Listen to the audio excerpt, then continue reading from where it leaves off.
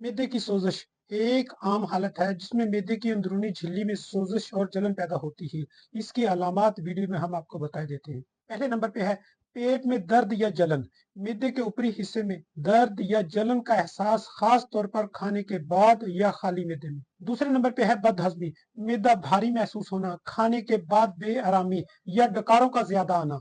तीसरे नंबर पे है मतली और कै। मैदे में तकलीफ के साथ मतली और कै की शिकायत होना।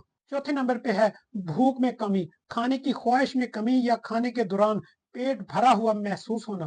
पांचवें नंबर पे है पेट फूलना, गैस की ज्यादती और पेट का फूला हुआ महसूस होना। छठे नंबर पे है खट्टे डकार या सीने में जलन, तेजाबियत की ज्यादती की वजह से सीने में जलन या खट्टे पानी का मुंह में आना। सातवें नंबर पे है वजन की कमी, भूख में कमी या खाने से गुरेज की वजह से वजन का कम होना। आठवें नंबर पे है खून की कै या काले पखाने। अगर मैदे की झिल्ली में ज्यादा शदीद जख्म या अल्सर हो तो खून की कै या पखाने का रंग काला हो सकता है। ये एक संगीन अलामत है। अब आपको मुमकिन वजूहात के बारे में बताते हैं। ज्यादा तेजाबियत पैदा होना, गैर सेहतमंद खाने पीने की आदत, तेज मसालेदार गजाओं का ज्यादा इस्तेमाल, अल्कोहल या तंबाकू नोशी, मखसूस दवाएं जैसी एंटी इंफ्लेमेटरी, बैक्टीरिया जैसे एच पिलोरी का इन्फेक्शन।